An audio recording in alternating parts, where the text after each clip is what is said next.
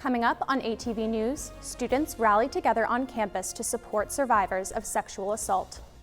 Also, AU makes changes to its mental health resources. All this and more coming up on ATV News.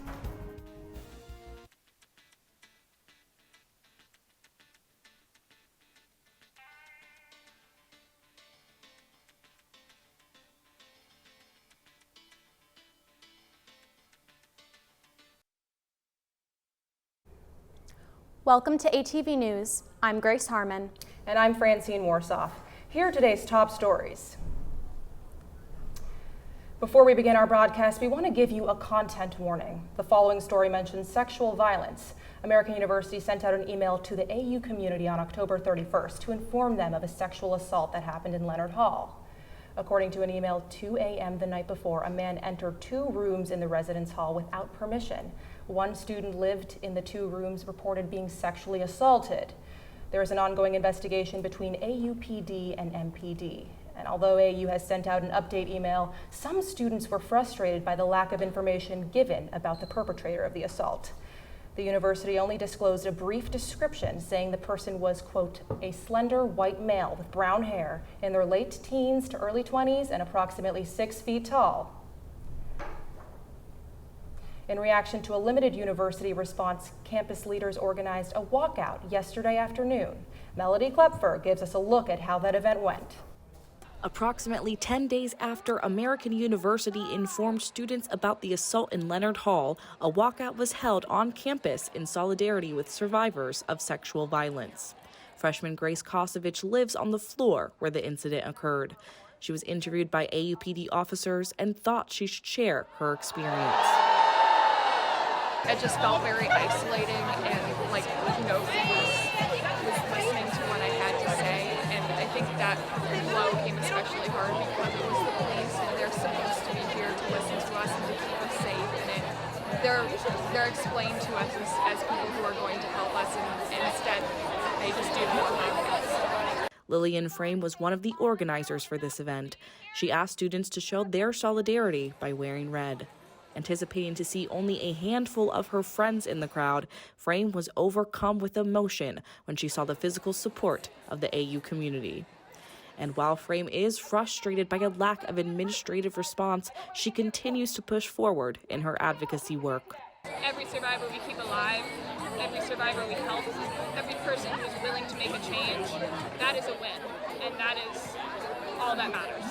AU alum, survivor, and trauma-informed therapist Faith Ferber left the crowd with a final word of advice. Be loud and hold these motherfuckers accountable for the culture. For ATV News, I'm Melody Kloepfer. American University offers free self-defense classes for students to learn how to protect themselves. I looked into how students are taking advantage of this resource. Learning to empower oneself is an important skill for anyone to master, but for college students in Washington, D.C., like senior Tomas Moser, self-defense can be a particularly useful tool. I live in a big city. I have a general sense of awareness when it comes to my surroundings, which also helps a great deal in self-defense situations. The AU Police Department offers multiple free Krav Maga-style self-defense classes during the fall and spring semesters. 2 of the remaining classes this academic year will be gender-specific for those who identify as female. An alternative to martial arts-style training is empowerment self-defense, like that taught by Lauren Taylor at Defend Yourself DC. It's not practical for the everyday kinds of threats, microaggressions, harassment, violations that those of us who are most often targeted for gender-based violence experience. Taylor says Defend Yourself's verbal training can be just as effective at building confidence as physical instruction. Being able to set those day-to-day kind of boundaries are a key part of empowerment self-defense. For ATV News, I'm Grace Harmon. Mental health resources on campus have undergone major changes. Emily Yucht report on the student response to these adjustments. Asked if they knew about the mental health resources available to them on campus, there was a common answer among students. Almost nothing. No. Not a lot. Not as much as I probably should. I don't know much, but I know in AUX last year they would talk about different links to stuff on the AU website. The Center for Wellbeing Programs and Psychological Services advertises a long list of mental health resources. It includes anonymous mental health screenings, virtual counseling sessions, and recommendations for outside help. With 3 in every 5 college students diagnosed with a mental health condition, many AU students advocate for the necessity of these resources. I think they're definitely important. I think a lot of people struggle in college, especially with the transition, and it's hard because sometimes you can rely on your friends or your family to vent to, but you don't want to damage those relationships. Of students aware of these resources, many are unsatisfied with their personal experience. It's been 2 weeks since I started having issues, and I have to wait another week to start my actual appointment. So I feel it's kind of a delayed process. I wasn't anticipating the therapists to be grad students who are also learning how to do stuff, so I didn't connect with the therapist I had at all, and I didn't find it helped me at all. I didn't sense a lot of not sympathy, but just empathy. It was kind of a little cold. For ATV, I'm Emily Yucht. Non-gendered bathroom options are no longer available on AU's campus. Aspen Stoffel looks into the issue and tells us how this change is affecting students. This semester, AU reverted 14 gender-neutral restrooms to binary ones. This decision comes after restrooms on campus were discovered to not match DC plumbing codes. On November 3rd, AU Pride hosted a town hall with CFO, Vice President, and Treasurer Bronte Burlow-Jones and the CDI to address student questions and concerns. Particularly, trans and non-binary students voiced their frustrations, especially since those communities were not a part of the discussion. Julia Craig, a sophomore, expressed her want for student voices. One thing that I really appreciated, though, was that a lot of students were willing to speak up and talk about their own personal experiences with this, which I think was really important, seeing as how this whole initiative feels very lacking in student input. Currently, AU plans to add 9 new single-stall, all-gender, ADA-accessible restrooms by July 2023. Students shared that they came to AU because of the inclusive campus and are disappointed in the administration for this recent change. While Jones spoke about forming a working group to address this issue, there was no talk of what students should do as they await a decision. I don't know of any temporary solutions that they've been doing. All I know is so for me, even though I'm trans, I just don't use gender-neutral bathrooms unless a multi-stall is convenient. The one in MGC, I'll just go there if that's convenient. But I'm perfectly comfortable in the men's room. That's what I've been using for the last 8 years of my life. While students understand the need for the school to be in code, they do not think it should come at the expense of members of the AU community. For ATV, I'm Aspen Stoffel. With one of the most politically active student bodies in the country, AU takes elections very seriously. Students from across the country had to use campus resources to ensure their voices were heard in their local elections.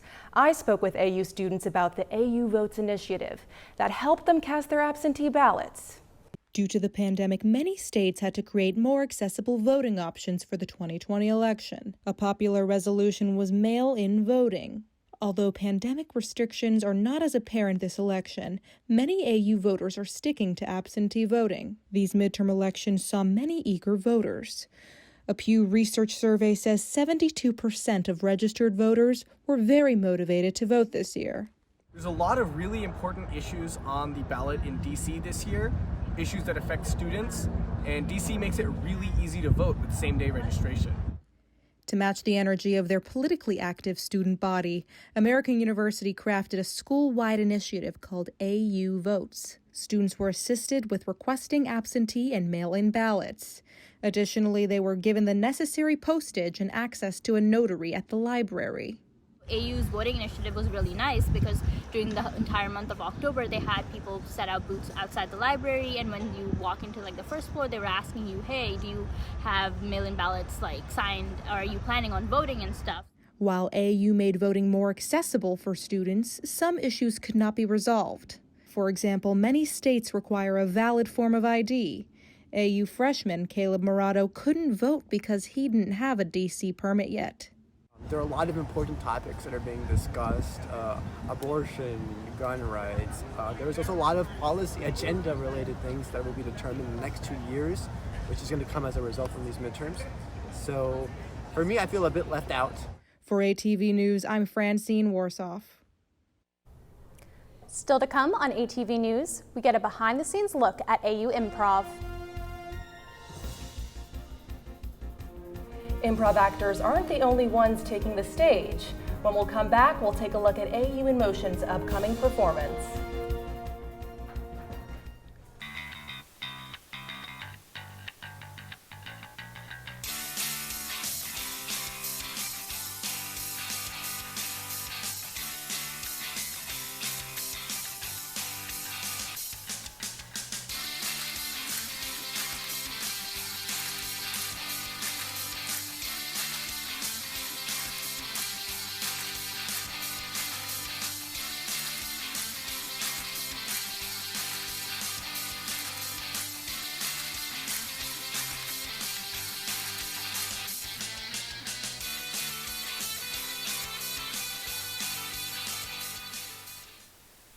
I want you to get the vaccine because I want you to be safe. I don't want you to be a patient I take care of in the hospital. That's what I'm scared of. Can I hug you? Yeah. Love you. Love you too. If I could go back and change it all, I would. I think I'm gonna miss you the most. I'm sorry. I'm so sorry. I'm so sorry. Maybe it's just a little moment. If I could go back and change it all, if I could go back, I would. But I can't.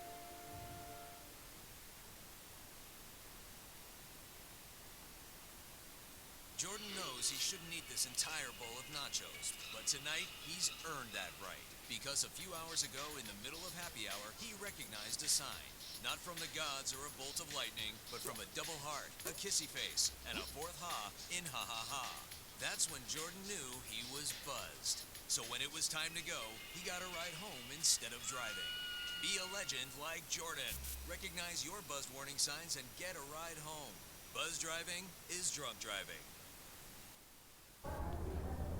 American University students can enjoy seeing performances all over the city, but some of the best sources of entertainment can be found on campus. Caleb Ogilvie tells us more about AU's improv troupe and their upcoming show. The AU Improv Club brings laughter, action, and feedback to the stage for each performance. Rehearsing twice a week, co-directors Jaden Newman and Jason Schrago use this time to emphasize the basics of improv. Just because your mother's not here. No, actually, I don't trust you. The main thing that we want to emphasize are like the basics of improv, because even though we've been doing this for a while, there are still some things that slip the mind. And I mean, that's no fault of anyone's really. It's just a matter of doing this a long time and thinking you have certain things under control, but then kind of ending up neglecting them. No matter the improv game, Newman wants the troupe to always ensure that there is conflict. Building up a conflict and then figuring out a way to solve it is essentially what improv is, because that's what the audience wants to see. They want to see a story. During rehearsal, those not playing the game watch it and provide their feedback so their peers' weaknesses can become their strengths. AU Improv's next performance is tonight at 7 p.m. in MGC 315, the Weschler Theater. For ATV, I'm Caleb Ogilvie. AU Improv performers are not the only ones with upcoming performances. The university's dance club, AU in Motion, is also getting set for its fall performance. Gabby, Arnold, and Fabiana Rincon have the story. On November 11th, 12th, and 13th, AU in Motion presents their 20-year celebratory showcase. AU in Motion is American University's largest student-run dance organization. With dozens of participants ranging from all grades at AU, the dancers say they feel like a close-knit family. During check-in, which is where we show all of the pieces that we've been working on about midway through our dance semester, after I finished showing the piece to the rest of the club, immediately I started tearing up a little bit just because I was so proud of my dancers and also the work I've put into this piece. And we all kind of just clumped together and hugged each other in celebration. And none of us knew each other at the beginning of the semester, and being able to just immediately all come together and hug during that was such a special moment for me. I've made so many new friends because of this, and it's so fun because you go and hang out in my friend's apartment all the time, or we'll hang out outside of everything. You just meet so many new people.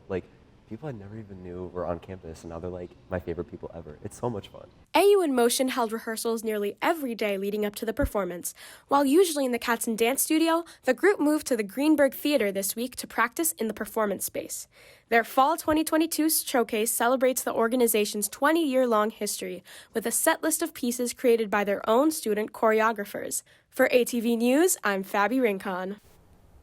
Following a successful Oktoberfest, Pitches Be Trippin' a cappella is set to release their upcoming EP next week. I spoke with members of the a cappella group to learn more about what audiences can expect. American University's Pitches Be Trippin' a cappella is releasing their first extended play on Friday, November 18th. The EP, titled Songs from 1, 2, 3, includes 4 songs from the group's fall 2021 semester. And from pop hits to Pitches classics, the EP's tunes list is certain to play something for every listener. My favorite song is Gorillas, and I love it because it's just so fun and empowering to do. After a lengthy recording process throughout the spring 2022 semester, the group is extremely excited for their work to finally be released to audiences.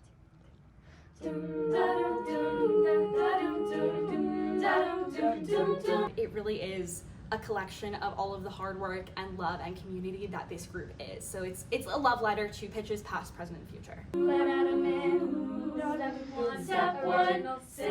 For these singers, the fall semester has put a lot on their plates. Pitches hosted Oktoberfest, a DC-wide a cappella festival featuring 7 collegiate groups. They also performed for Tenleytown's Art Fest and are now currently preparing for their final performance this semester. The EP is now available to pre-save on all streaming platforms, and you can follow the Pitches Be Trippin' social media for a countdown to the EP release date. For ATV News, I'm Francine Worsoff. Championship teams are not built overnight, and neither was the women's rugby team. Following an important win over GW on October 29th, Minta Khan and the Ruggers look to carry the momentum and go for their second consecutive conference title. So I think that momentum from last year and that success and that wanting, that felt of the missed opportunity has really been driving us a lot this year. Women's rugby is not the only AU team looking forward to a championship game. The men's soccer team defeated #1 ranked Army to send them back to the Patriot League Championships.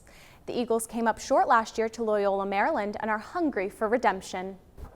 When we return, we look at how recent WMATA changes to reduce fare evasion have affected students and other Metro riders.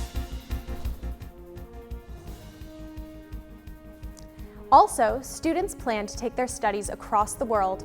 After the break, we'll look at the programs and services AU provides study abroad hopefuls. The black truck? Hey, Christina from accounting. Yeah, hi. Hey, I used to date a girl named Christina.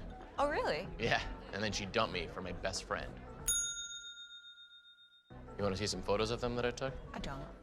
I thought we talked about this, buddy. Buzzed and overshared again? Yeah. Yeah.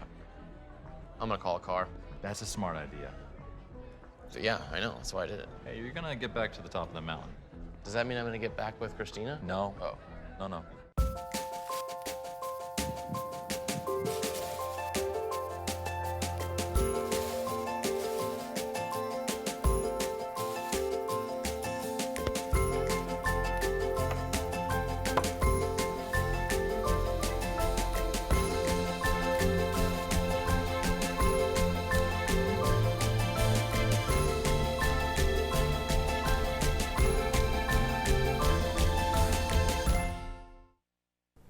The Washington Metropolitan Transportation Authority instituted recent changes in an attempt to curb fare evasion.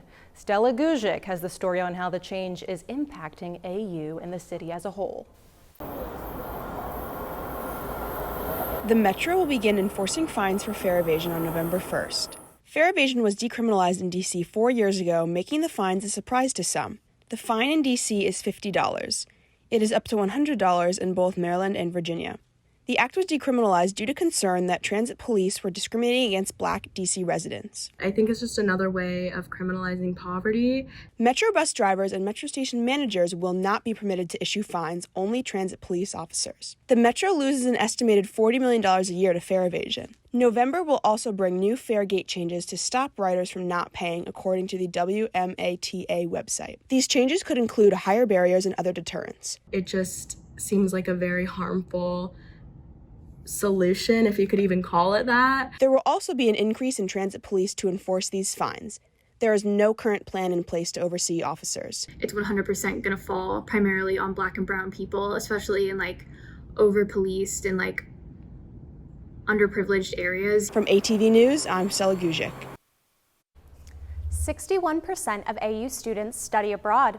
As many begin to register for classes across the world, I spoke with students and staff about study abroad services and how some programs are making a comeback. Students are preparing to make the world their classroom by studying abroad at one of AU's international partner institutions. But it can be overwhelming to balance booking flights, determining course equivalencies, and applying for a student visa with fall semester academics. Junior Brady Ferguson is studying at John Cabot University in Italy. He says preparing his visa application was the most stressful part of the process so far. I've never traveled outside of the U.S. before, so it was all kind of new for me. AU Abroad is back in a big way after COVID-19 complicated the past 2 years. More than 425 students are expected to participate this spring. We're very excited because obviously the study abroad is definitely rebounding after the pandemic, or as we kind of emerge out of what was the pandemic into whatever is the new normal will be. Advisors in the abroad office are a resource for students as they navigate their pre-departure. Kind of stay on top of things. And that's really the best advice I can give, because the more work and preparation you put in now early, the smoother the process is going to be later on, leading up to your actual departure. This is precisely what Ferguson says has helped him stay organized along the way. Staying ahead of it was definitely the best thing for me, because I wasn't scrambling, and I had time to check what I was doing, especially with all the materials, just make sure I have everything. For ATV News, I'm Grace Harmon. DC is full of people who develop new and exciting fashion trends. Students at American University are no exception. Perri Schwartz spoke with students about the way they dress and how that influences their college experience. Here at AU, the fashion influence is prevalent and present. Each day, the student community is dressed to impress in their desired style that best represents them. The freedom of college also means no longer having to deal with dress code policies. Students will have a lot more desire to wear whatever they please. ATV spoke to first-year student Maya Oriana about the importance of AU's fashion influence. I would say it's easily influenced from what's really trending in today's kind of society right now, such as Y2K. It can be alternative type of styles, things that we're kind of bringing things back from kind of the 2000s also, which is kind of influences my style a little bit more.